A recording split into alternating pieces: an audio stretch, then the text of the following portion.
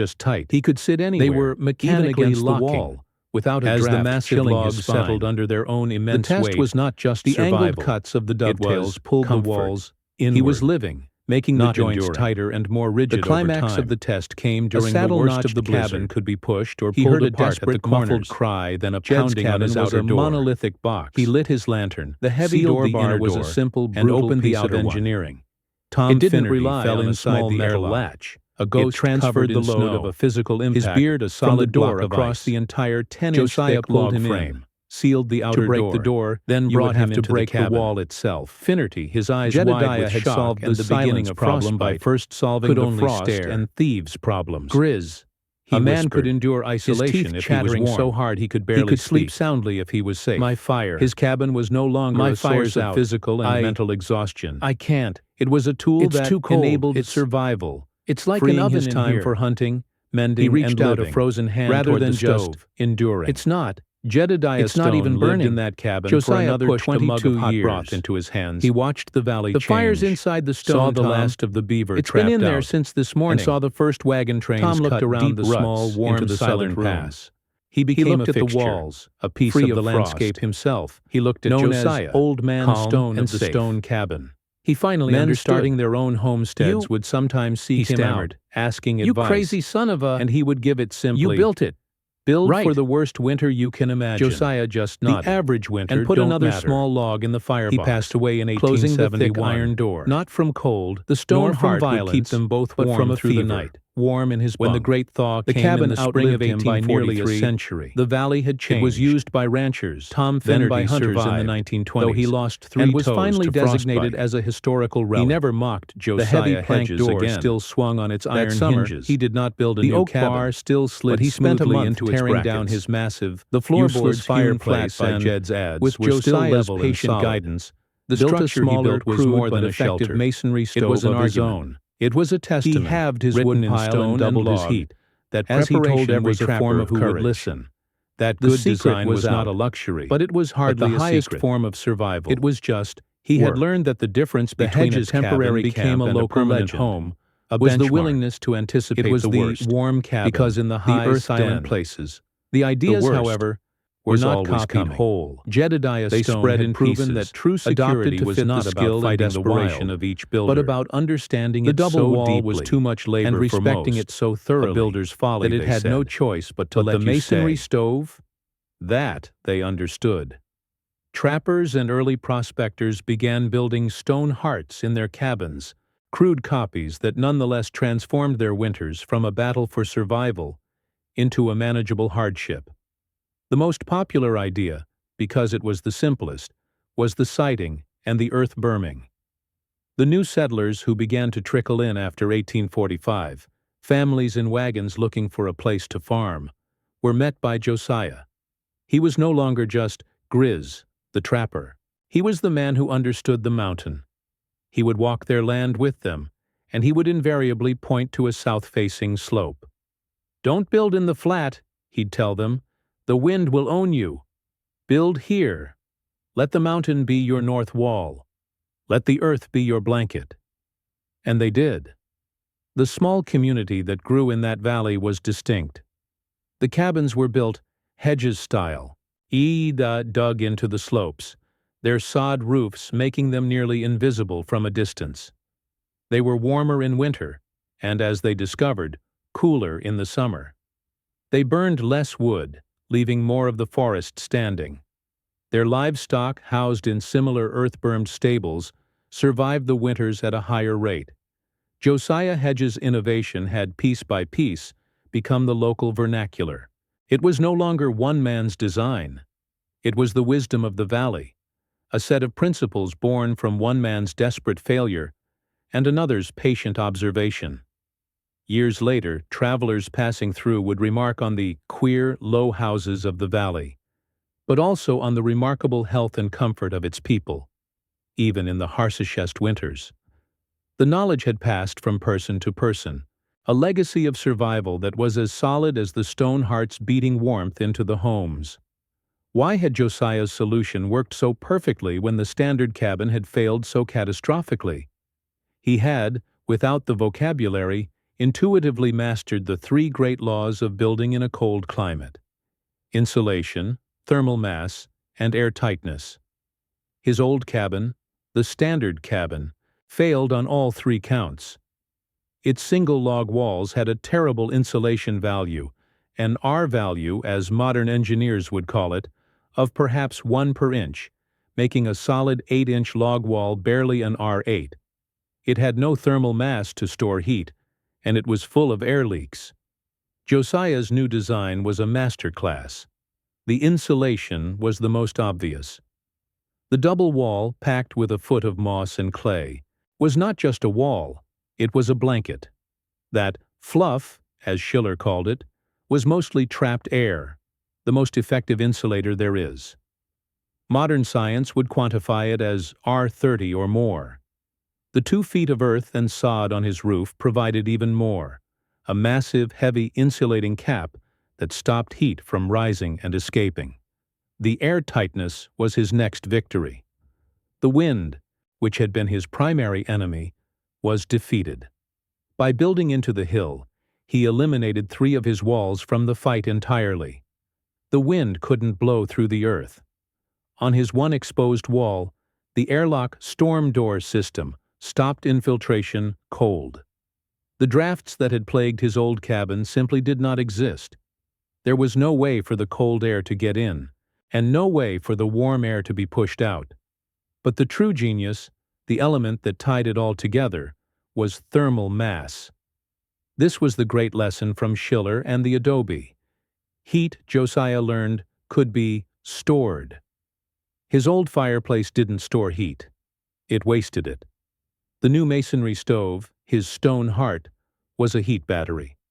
The small hot fire burned efficiently, and the long, S-shaped flue forced all that hot gas to wind its way through 2.0 pounds of stone, giving up its energy to the mass. For 2 hours of burning, he got 8 hours of steady, radiated warmth. The earth itself, which formed his walls and floor, was also a battery. The ground below the frost line maintains a constant temperature, perhaps 45 or 50 degrees Fahrenheit. His old cabin, built on the flat, was fighting a 40 below air temperature. Josiah's new cabin, backed by the earth, was only fighting to get from 50 degrees to 70. He had let the mountain do half the work. He had not invented a new material. He had simply used the oldest materials on Earth, wood, stone, and the earth itself, in the right way. He had built a passive, resilient structure that hoarded energy instead of wasting it. He had anticipated the principles of modern, high-performance building by a century, driven not by science, but by the simple, brutal feedback of a Rocky Mountain winter. Josiah Hedges lived in that earth-bermed cabin for 20 more years. He watched the valley fill, watched his Hedges-style cabins and stone-heart stoves become the norm. He was a quiet man, respected, who trapped less and taught more. He passed away in the spring of 1864 and was buried on the same south-facing slope, just above the cabin, overlooking the valley he had helped to build. The cabin itself, without his hand to maintain it, slowly began its return to the earth. The sod roof grew thick, the timbers rotted, and the walls eventually collapsed inward, burying the great stone heart. Today, it is just a mound, a depression in the hill that only a trained eye would recognize as the footprint of a home. But his true legacy was not that single structure. It was the survival of the community. It was the families that made it through the winter of '71 because their stoves held the heat. It was the children who grew up in homes that were not drafty ice boxes, but places of steady, quiet warmth.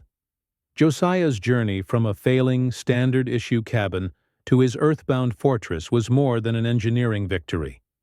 It was a philosophical one. He had learned that survival was not about being tougher than the environment, but about being smarter. It was not about imposing a design from another world, but about listening to the world you are in. He learned that the standard way is often just the most common way to be wrong. His real innovation was the act of stopping, observing, and admitting that his first effort was a failure. He had traded pride for humility, and in doing so, he had traded endurance for comfort. The mountain had taught him that the earth is not an enemy to be conquered, but a partner in shelter. The wind is not a foe to be fought, but a force to be avoided. And a home is not just a box to keep the weather out, but a system, a living, breathing machine for managing energy. His work was a quiet lesson, etched in stone and earth. The greatest tool for survival is not a sharper axe, but a more thoughtful design.